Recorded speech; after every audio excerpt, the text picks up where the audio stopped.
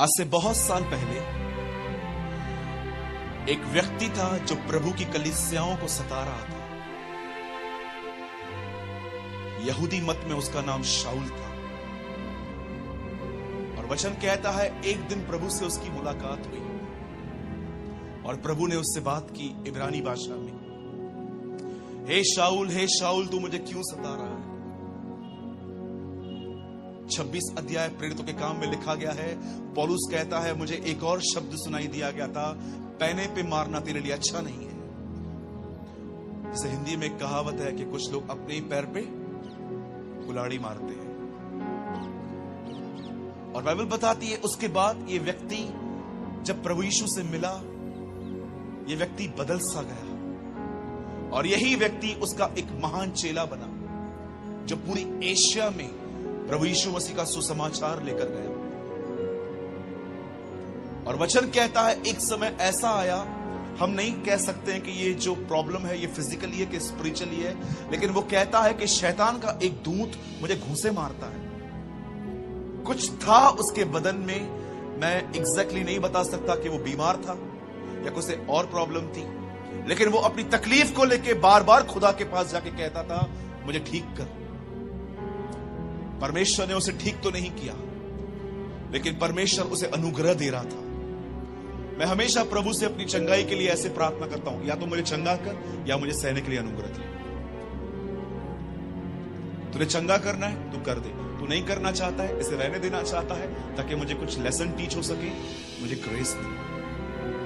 और परमेश्वर ने उसे कहा मेरा अनुग्रह तेरे लिए बहुत है और मेरी सामर्थ निर्बलता में सिद्ध होती है। आज मैं आपको बताना चाहता हूं, एक व्यक्ति जो यीशु पर विश्वास करता है वो अब तक धार्मिकता में प्रवेश क्यों नहीं किया। जब मैं आपको कहता हूं धार्मिकता, इसका अर्थ जानते क्या है? मसीह के स्वभाव में चलना, यीशु की तरह बनना, अपने कार्यों से उसको प्रकट करना, न कि कलीसिया के अंदर विश्वासी और यहां से निकलने के बाद एक अविश्वासियों की तरह जीवन जीना। आपको मैं बड़े दुख के साथ बता रहा हूं, बॉम्बे में बहुत सारे मसीह मूवीज पे जाते हैं, टिकटॉक बनाते हैं, सेल्फीज में बिजी हैं। इंग्लिश में एक कहावत मैं आपको बताता हूं जो इन दिनों में हमारे यहां सिद्ध हुई है। They using their god for mic. परमेश्वर का उपयोग करते हैं यहां तक पहुंचने के लिए। मैं हमेशा कहता हूं use your mic for god. अपने इस माइक को खुदा के लिए यूज करो, न कि अपने खुदा को माइक के लिए यूज करो। और बहुतों का लक्ष्य खुदा नहीं है, वो अपने लक्ष्य तक पहुंचने के लिए परमेश्वर का उपयोग करते हैं काम करवाने के लिए। बहुत सारे जो लोग हैं वो उस धार्मिकता में प्रवेश नहीं कर पाए हैं जिस धार्मिकता की बाइबल बात करती है। पौलुस यहां पर कहता है एक व्यक्ति जो कमजोर है, परमेश्वर की सामर्थ उसकी कमजोरी में प्रकट होती है। कैसे? मैं एक बहुत ब्यूटीफुल आपको स्टोरी बता रहा हूं बाइबल की, और मैं चाहता हूं आप आने वाले 15-20 मिनट इस वचन पर विशेष ध्यान दें। बाइबल ऐसा बताती है एलिया एक स्त्री से डर गया और उसकी सेवकाई खत्म हो गई और परमेश्वर ने वह सेवकाई एलीशा को दे दी। और एलीशा वो सेम अभिषेक जो एलिया का था उसका दुगना अभिषेक अपने जीवन पर लेके चलता था। और बाइबल ऐसा बताती है कि एलीशा ने बहुत सारे काम किए थे अपने जीवन में। और वचन कहता है एक दिन एक स्त्री एलीशा के पास आके कहती है तेरा दास मेरा पति मर गया है। एक व्यक्ति था जो एलीशा के साथ घूमता था, बाइबल उसका अधिक जिक्र नहीं करती, लेकिन कोई समय था वो एलीशा के साथ घूमता था और वो परमेश्वर का भय मानता था। एक दिन उसकी मौत हो गई और उसकी पत्नी एलीशा से मिलकर कहती है तेरा दास मेरा पति मर चुका है और वो हमारे ऊपर एक बहुत बड़ा कर्जा छोड़ के गया है, और जो कर्जदार है वो हमारे पास आके बार बार धमकियां दे रहा है कि मेरा कर्ज चुका दो, नहीं तो मैं तुम्हारे दोनों बेटों को गुलाम करके ले जाऊंगा। उन दिनों में लोग अपनी फिरौती के बदले में बच्चे लेके जाते थे। और एलीशा उसे कहता है एक चीज, वो स्त्री कहती है तेरा दास मेरा पति परमेश्वर का भय मानता था। मैं आपको एक बात पूछना चाहता हूं, क्या आप सबत के दिन का पूरा ज्ञान रखते हैं कि वो शनिवार को है या रविवार को है। शायद हो सकता है आपको बाइबल की बहुत सारी अच्छी अच्छी जानकारियां होंगी कि ये वचन यहां लिखा है, ये वचन यहां लिखा है, इस वचन का अर्थ ये है, इस वचन का अर्थ ये है। पर मैं आपसे पूछना चाहता हूं, कितने लोग यहां पर परमेश्वर के भय के विषय का ज्ञान रखते हैं? मैं हमेशा एक बात चाहता हूं कि जिस दिन मैं प्रभु में सो जाऊं, मेरा परिवार कभी किसी को यह न कहे कि वो एक महान जन था जो भारत में घूम के सुसमाचार प्रचार करता था। मैं हमेशा चाहता हूं मेरा परिवार मेरे लिए सिर्फ यह कहे कि मेरा बच्चा परमेश्वर का भय मानता था। आपको पता है आज चर्चेस के अंदर सब कुछ है, माइक सिस्टम है, लोग हैं, सब कुछ है, पर आज दुख की बात यह है हमारे कलीसिया में परमेश्वर का भय नहीं है। आप जानते हो परमेश्वर का भय क्या होता है? एक आदमी शराब पीने के बाद कलीसिया में नहीं जा रहा था। एक पास्टर ने उसको बुलाया, बोला अंकल बाहर क्यों खड़े हो, अंदर आओ। और वो पिया हुआ टुन्न व्यक्ति जानते हो क्या बोलता है? मैं नहीं आऊंगा। बोला क्यों? मैंने शराब पी रखी है। ये भी डर है। पर क्या आपको लगता है परमेश्वर को यह भय चाहिए? परमेश्वर को वो भय चाहिए कि आप बियर बार के अंदर खड़े हैं और आपकी अभिलाषा आपको वहां खींच रही है, आपके दोस्त आपको खींच रहे हैं, लेकिन आप कह रहे हो मैं नहीं जाऊंगा क्योंकि मैं अपने परमेश्वर का भय मानता हूं। मैं आपसे पूछना चाहता हूं, आपके अंदर किस प्रकार का भय है? सोचिए आप एक कैब में यहां तक आए थे, एक टैक्सी में आए थे, एक बहन ने आपको कहा बहन मुझे भी मीटिंग पे लेके चलो, और जब फेयर देने की बारी आई तो उस बहन ने आपको बोला मेरे पास पैसे नहीं है, आप दे दोगे? और आपने एक दिन खुशी खुशी पैसे दे दिए। अगले दिन उस बहन ने आपको फिर से कॉल करके कहा बहन आप चर्च जा रहे हो? हाँ बहन, क्या आप मुझे भी ले जाओगे? हाँ चलिए। और अगले दिन आप इस उम्मीद से थे कि आज पे ये करेगी, और अगले दिन भी सेम बात हुई। और तीसरे दिन जब आप उसके साथ थे तो आप मन ही मन उससे नफरत कर रहे थे कि ये कैसा इमैच्योर बिहेवियर है, हमेशा चलती है लेकिन पैसे नहीं भरती। मैं आपको बताना चाहता हूं, जब परमेश्वर आपके अंदर इस चीज को देखेगा कि आप उसके लिए, उस बहन के लिए बुरा सोच रहे हैं, तब परमेश्वर जान लेता है ये लोग बाहर से धर्मी हैं पर भीतर से मेरा भय नहीं मानते। जब परमेश्वर आपको परखेगा तो याद रखना वो आपके भीतर के जीवन में आपको परखेगा। कितने लोग हैं जो उस बहन के विषय में जो पैसे नहीं पे कर रही थी, आप उसे लेके आ रहे थे, पर तीसरे दिन भी आप अपने घर में गए और आपने प्रभु से कहा प्रभु मेरे माँ बाप नहीं जानते हैं कि मैं इस बहन के बारे में क्या सोच रही थी, वो नहीं जानती है कि मैं उसके बारे में क्या सोच रही थी, लेकिन आप मेरे बारे में जानते हैं, मुझे माफ करें। यीशु ने कहा तुम सुन चुके थे व्यभिचार न करना, पर मैं तुमसे कहता हूं उसे अपने मन में मत करना। तुम सुन चुके थे हत्या मत करना, पर मैं तुमसे कहता हूं तुम अपने अंदर किसी के लिए क्रोध मत करना। आप में से कितने लोग मत्ती 5, 6, 7 अध्याय पढ़ते समय ये महसूस कर पाए यीशु परमेश्वर का भय आपके मन में पैदा करने की कोशिश कर रहा था कि जितनी आज्ञा आप बाहर फेथफुली मानते हो, उतनी आज्ञा आप अपने विचारों में उसकी मानो। जवान भाइयों और बहनों, इस बात को याद रखना, व्यभिचार पलंग पे खत्म होता है पर शुरुआत मन से होता है। हत्या, मर्डर जो है वो चाकू से खत्म होता है, पर नफरत की शुरुआत मन से होती है। इसीलिए बाइबल बताती है सबसे अधिक अपने मन की रक्षा कर, क्योंकि जिंदगी यहीं से बहेगी। जो आज सोचेगा कल तू वैसा बन जाएगा। आज बहुत सारे लोग अपने मुंह से यीशु का नाम लेते हैं, पर बाइबल बताती है इनके मन मुझसे दूर है। उसके बाद लिखा है ये व्यर्थ मेरी उपासना करते हैं। आज बहुत सारे लोगों से आप मिलिए, वो आपको जय मसीह कहेंगे, प्रेज द लॉर्ड कहेंगे, बड़ी वाही वाही करेंगे, पर मैं आपको बताना चाहता हूं उनके भीतर परमेश्वर का भय नहीं है। बाइबल ऐसा बताती है यीशु को परमेश्वर का भय सुगंध सा पाता था, उसे अच्छा लगता था। जैसे आप मॉर्निंग्स में घर से निकलते हैं, आप बॉडी स्प्रे लगाते हैं, कोई आपको सूंघ लेता है तो वो खुश हो जाता है। आपको मैं बताना चाहता हूं यीशु को परमेश्वर का भय इस तरह पाता था।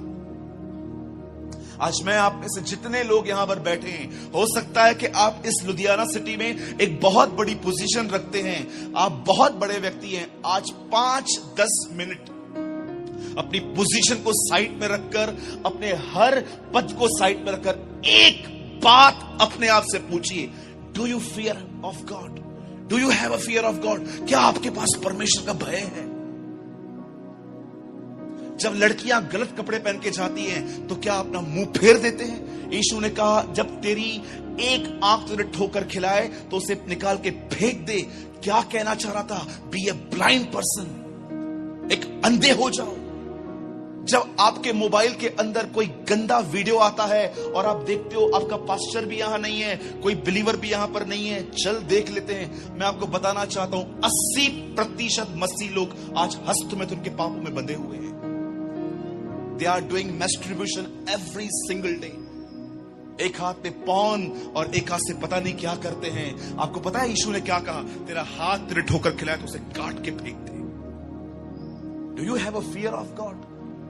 क्या आपके पास परमेश्वर का भय है? 7 साल पहले एक कमरे में खुदा से मेरी मुलाकात हुई थी। मैंने यीशु को आमने सामने देखा था और वो चीज मैं आज भी नहीं भूल पाता हूं। जब वो मुझसे मिले, उसने मुझसे एक ही बात कही, यहोवा का भय मान, फियर गॉड। उस दिन मेरा जीवन परिवर्तित हुआ था, 7 अगस्त को। Do you have a fear of God? वो पत्नी कहती है, तेरा दास मेरा पति परमेश्वर का भय मानता था। आपकी मरने से पहले यह गवाही होनी चाहिए कि यह व्यक्ति परमेश्वर का भय मानता था। आज शादी के प्रपोजल्स देखिए, जब मसीह लोग शादियां करते हैं उसमें लिखते हैं good looking, well settle, God fearing. एक बच्ची अपना जीवन आप भाइयों को देती है, शादी करके आपके घर में आती है, और जब घर में आती है तो वो क्या देखती है? ये गॉड फियर फैमिली नहीं है, ये गॉड फ्री फैमिली है। गॉड फ्री फैमिली, इनको परमेश्वर का भय ही नहीं है। पति पत्नी आपस में लड़ते हैं, आज हवाला देके लड़ते हैं। जब पति देखता है कि पत्नी कुछ बोलती है, पति जानते हो क्या बोलता है? ये देख, लिखा है मेरे अधीन रहे। और आप हंसो मत, आप भी कुछ कम नहीं हो। पत्नियां भी जानते हैं क्या करती हैं? झगड़े के बाद पति को वचन दिखाती हैं, लिखा है अपने अपने समान मुझसे प्रेम कर। ये कैसी मसीहत है हमारी? बाइबल को लेके लड़ते हैं हम लोग। और थोड़ी सेवा अगर सेवक ज्यादा करेगा तो पत्नी टोन करके कहती है, सेवा घर से शुरू होती है।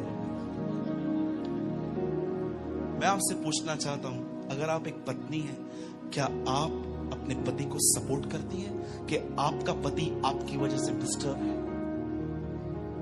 मैं हमेशा अपने कलीसिया में अपने पुलपिट पे खड़े होकर भाइयों से कहता हूं कि अगर मैं तुम्हारा रखवाला नहीं हूं तो मैं तुम्हारा हत्यारा हूं। अगर मैं अपने भाइयों की रक्षा नहीं करता तो यह बात साफ है कि मैं अपने भाइयों का हत्यारा हूं। आप जानते हो वो व्यक्ति परमेश्वर का भय मानता था, फियर गॉड। और जानते हो एलिशा उससे क्या कहता है? बोलता है, अब मैं क्या करूं? बोलती है, मेरे ऊपर कर्जा है स्वामी, कुछ करो। और एलिशा उसे पूछता है, तेरे पास क्या है? वो कहती है, 1 हांडी तेल है, ले आ। और जानते हो उसे क्या कहता है? बोलता है, सुन, घर पे जितने बर्तन हैं सब पे थोड़ा थोड़ा थोड़ा थोड़ा थोड़ा उंडेल दे, और अगर तेरे पास बर्तन कम पड़ते हैं जा दूसरे जगह पे उनके भी लेकर आ। और सारे बर्तन वो मोहल्ले से उसके बच्चे लेकर आते हैं, वो थोड़ा थोड़ा थोड़ा थोड़ा थोड़ा थोड़ा ऑयल डालती है। और जब वो एलिशा के पास आके कहती है, डन, हो गया, मैंने कर दिया। एलिशा जानते उससे क्या पूछता? और बर्तन नहीं है? बोलती है, नहीं है। आप जानते हो बर्तन खत्म हुए, ऑयल खत्म नहीं हुआ।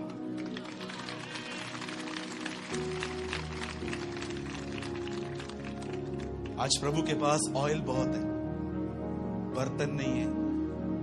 उसका बर्तन टिकटॉक बना रहा है, उसका बर्तन मॉल में घूम रहा है, उसका बर्तन रात को लड़कियों के साथ चैट कर रहा है, उसका बर्तन पॉर्न वीडियो देख रहा है, उसका बर्तन लॉटरी खरीद रहा है,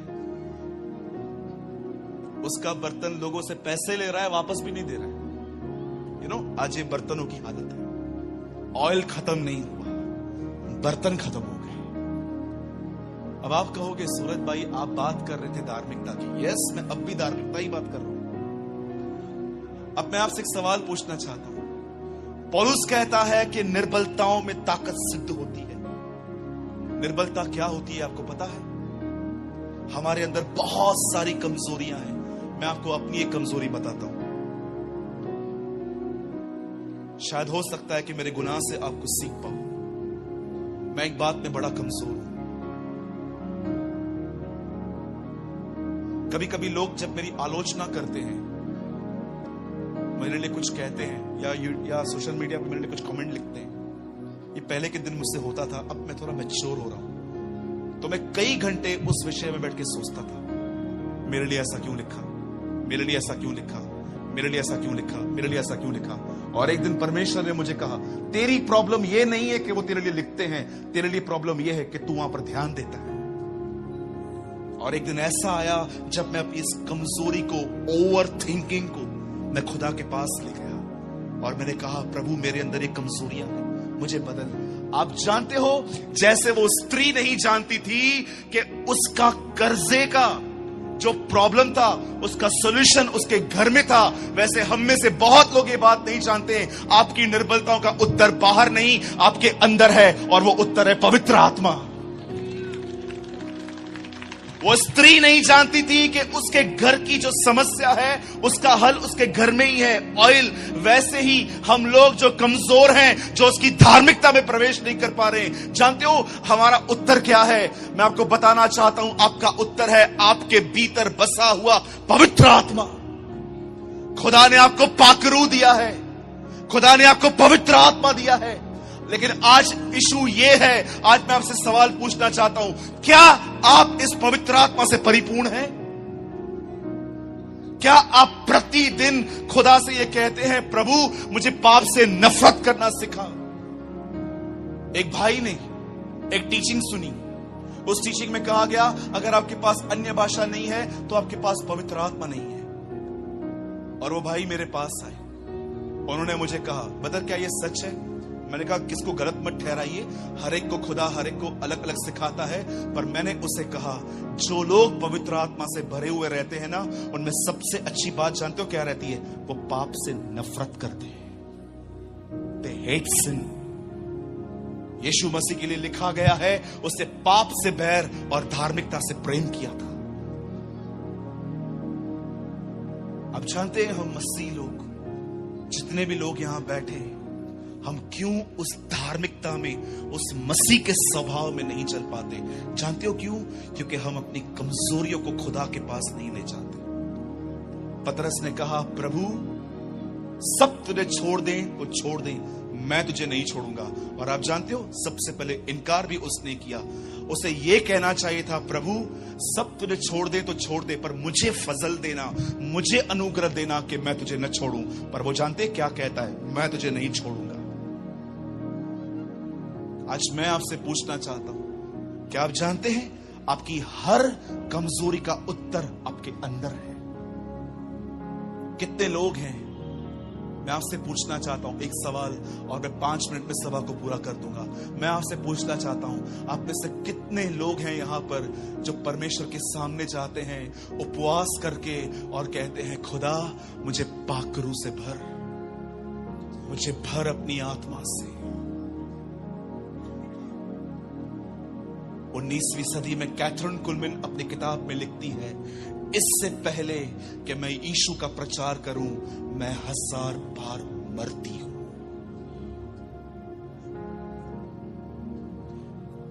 एक लेडी कहती है, इससे पहले कि मैं स्टेज पे चढ़ूं, मैं खुदा के लिए कुछ कहूं, आई डाई 1000 टाइम्स।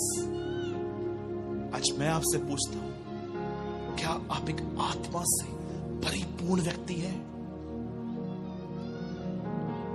एक दिन यीशु एक जगह पे बैठे हुए थे। मुझे ये बात बताते हुए बहुत खुशी होती है, पता नहीं क्यों।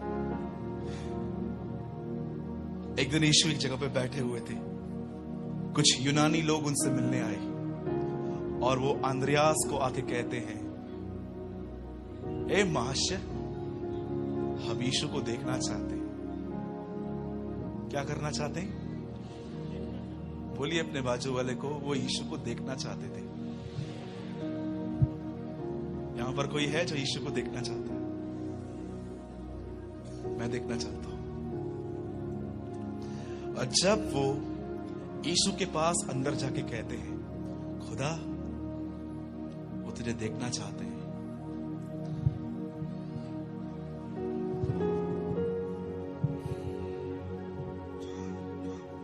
लेकिन यीशु ने अपने हाथ में कुछ बीज लिए, उसे जमीन पे फेंका और कहता है, जब तक ये जमीन पे पड़ के मर नहीं जाते, ये फल नहीं लाते। सुनिए सुनिए, सवाल क्या पूछा गया है, जवाब क्या आ रहा है? सवाल ये है, खुदा वो आपको देखना चाहते हैं। कुछ लोग बाहर हैं और यीशु अपने हाथ में कुछ दाने लेता है, उसे जमीन पे फेंकता है और कहता है, जब तक ये मेरे हाथों में है ये फल नहीं ला सकते, क्योंकि फल लाने के लिए इन्हें जमीन पे गिर के मरना होगा। लेकिन जब ये मरते हैं तब ये फल लाते हैं। मैं प्रभु को कह रहा था, प्रभु वो आपको कह रहे हैं, वो आपको देखना चाहते हैं। और क्या उत्तर देते हो? और सालों सालों सालों स्टडी करने के बाद मुझे पता चला, एक दिन पवित्र आत्मा ने मुझे कहा, तू जानता है इस सवाल का यही उत्तर है और कोई उत्तर नहीं है। उन्होंने सवाल किया था कि वो उसे देखना चाहते थे। यीशु ने कहा, वो मुझे देखना चाहते हैं ना, ये रास्ता है।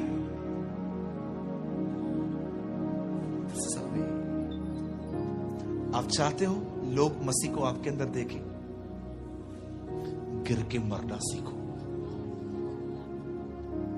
तब एक व्यक्ति आपके अंदर यीशु को देख पाएगा।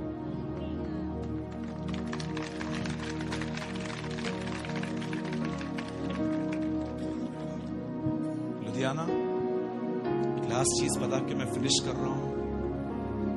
इससे पहले कि लोग यीशु को बादलों पर देखें, उससे पहले लोग यीशु को आपके अंदर देखने चाहिए।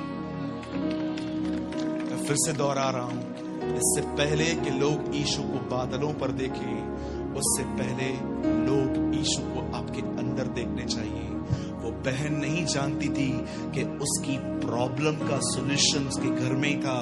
हम भी कई बार नहीं समझ पाते हैं कि हमारी कमजोरियों का जो सॉल्यूशन है वो हमारे भीतर है, और वो है पवित्र आत्मा। और आप जानते हो आजकल क्यों लोग पवित्र आत्मा से भरे हुए नहीं हैं? वो ज्ञान से भरे हुए हैं। इसी बाइबल को दिन रात पढ़ने वालों ने उसे क्रूस पे चढ़ाया था। वो प्रतिदिन बाइबल पढ़ते थे। जो बाइबल नहीं पढ़ता था, पिलातूस, वो कहता है ये तुम्हारा राजा है, ये यहूदियों का राजा है। जो बाइबल पढ़ते थे वो कहते थे ये शैतान है, ये बालजबूल है। वो इतने अंधे थे। अब जानते हो आजकल क्यों लोग पवित्र आत्मा से भरे हुए नहीं हैं? उसका कारण जानते क्या है? क्यों परमेश्वर की धार्मिकता उनमें नहीं दिखाई देती? क्यों मसीह उनके अंदर नहीं दिखता? मैं आपको रीजन बताता हूं। कोई मुझे सेलफोन दीजिए। ये देखिए लोग बाइबल कैसे पढ़ते हैं आज, बड़े हैरान हो जाओगे आप देखकर। मैं एक अध्याय खोल रहा हूं आपके सामने। ये मेरा आधा संसार। हनन्याह नामक एक मनुष्य, ये मैं रीड कर रहा हूं। हनन्याह नामक एक मनुष्य और उसकी पत्नी सफीरा ने कुछ भूमि बेची और उसके दाम में से कुछ रख छोड़ा।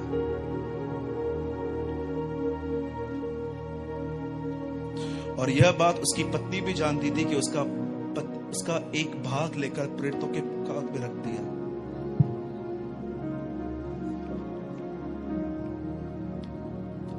पतरस ने कहा, हे हनन्याह, शैतान ने, हाँ बोल, बस कमिंग आ रहा हूं। कहां पर है तू? हाँ बस 10 मिनट में पहुंच रहा हूं। जब वह तेरे पास रही, क्या तेरी थी? पानी गर्म किया क्या? तूने यह बात अपने मन में क्यों रखी? परोठा खाओगे? हाँ बना ले कुछ भी। तू मनुष्यों से नहीं परंतु परमेश्वर से झूठ बोलता है। भाई निकल रहा हूं, 2 मिनट रुकना। ये बातें सुनते ही ना, आप बाइबल नहीं पढ़ रहे हैं, आप टाइम पास कर रहे हैं। आज की जनरेशन ऐसे बाइबल पढ़ती है और उम्मीद करती है खुदा उन्हें पाकरू से भरेगा। अरे हनोक की तरह 365 साल जियोगे ना तो भी कुछ नहीं हो पाएगा, तो भी कुछ नहीं हो पाएगा। इस वचन का आदर करें, respect this word of God. मैं तो आपको कहता हूं मोबाइल में भी बाइबल मत पढ़ो इन दिनों में, ट्रस्ट मी, मोबाइल में भी बाइबल मत पढ़ो इन दिनों में। आप इंटरनेट चालू करोगे ना 100 मैसेजेस आएंगे, क्या समझ पाएंगे आप? मैं आपको कहना चाहता हूं use hard copy, hard copy use करो।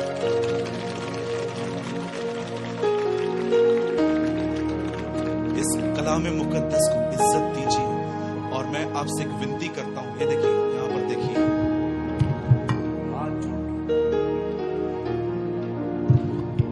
बाइबल अपने लिए पढ़ो, दूसरों को प्रचार करने के लिए। यहां से 2 मैसेजेस ले लिए, यूट्यूब से 2 मैसेज ले लिए, 2 बातें वहां से ली, आर्टिकल लिखा, मस्त वाई कमाई। ये ढोंगियों के काम है। अपने लिए पढ़ो, अपने जीवन से सुसमाचार शेयर करो। पौलुस कहता है तुम्हारा सुसमाचार अच्छे चाल चलन के साथ। और जब आप दुआ करते हो तो दुआ में बकबक ना करें। मैंने एक व्यक्ति को देखा, हमारे उल्लासनगर में मीटिंग थी, वो दुआ ऐसे कर, 1 2 3। स्वर्गीय पिता, मैं दुआ करता हूं यीशु मसीह के नाम से, आप आकाश पृथ्वी के मालिक हैं, आप दयालु हैं, अनुग्रहकारी हैं। मुझे लग रहा था इसको प्रभु ने कहा है 3 मिनट में जो मांगेगा वही दूंगा, उसके बाद मैं कुछ नहीं दूंगा। भाग क्यों रहे हैं? आराम से आइए, घुटनों पर बैठिए और उसे कहिए अब्बा भर मुझे, ताकि मैं तेरे जीवन को प्रकट करने वाला व्यक्ति बनूं।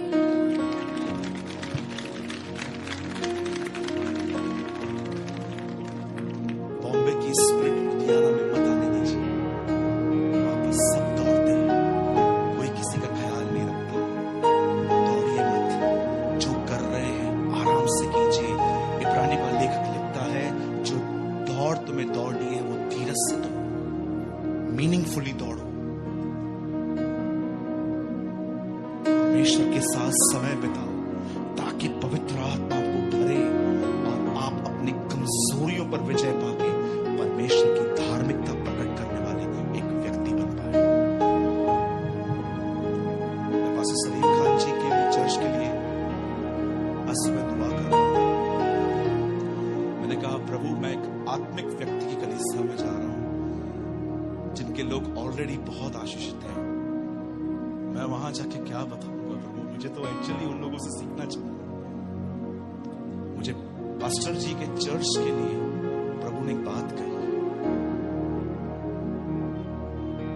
हो सकता है ये बात छोटा मुंह बड़ी बात हो, लेकिन जो खुदा ने कहा है मैं आपको कहना चाहता हूं।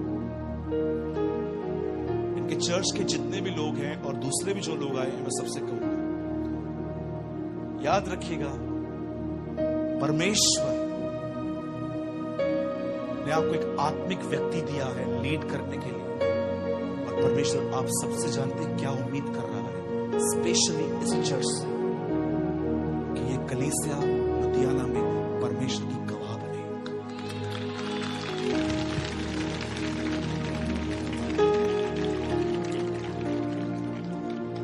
जानते गवाह किसको कहते हैं? गवाह वो होता है जो अपने स्वभाव से मसीह को प्रकट करता है।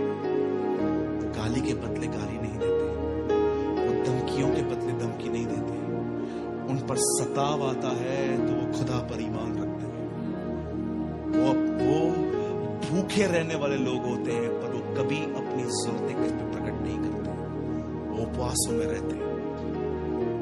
मैं मसीह में आने के बाद भी बहुत तकलीफों में था। कोई समय था मैंने प्रभु से वादा किया था, प्रभु मैं उपवास करूंगा लेकिन मैं कभी किसी से कुछ नहीं मांगूंगा। और मैं आपको फेथफुली कह सकता हूं परमेश्वर ने मेरी सारी जरूरतें पूरी की, वो आपकी भी करेगा। Be a witness of the Lord, परमेश्वर के गवाह बनिए। सिर्फ मांगना मांगना मांगना, ये दे प्रभु ये दे, इसको थोड़ा आप साइड में रखिए और खुदा से कहिए ये मेरा जीवन है, इसे ले और मुझे बना। ऐसे व्यक्ति बने। और मैं आपसे विनती करूंगा, आज हमारे आसपास बहुत सारी गलत शिक्षाएं चल रही हैं, उन पर ध्यान न दें। आज बहुत सारी जगहों पर यीशु के जीवन के विषय में बात नहीं हो रही है, सिर्फ चमत्कारों के विषय में बात हो रही है। सोच समझ के ऐसी सभाओं को अटेंड करें, पर ऐसी सभाओं में जाएं जहां पर भले ही प्रॉस्पेरिटी प्रीच होती है, लेकिन वहां पर आपको पश्चाताप करने का भी सिखाया जाता है, वहां पर आपको मसीह के पीछे चलना भी सिखाया जाता है। राइचियसनेस, जिसका एक अर्थ यह भी होता है राइट बैलेंस।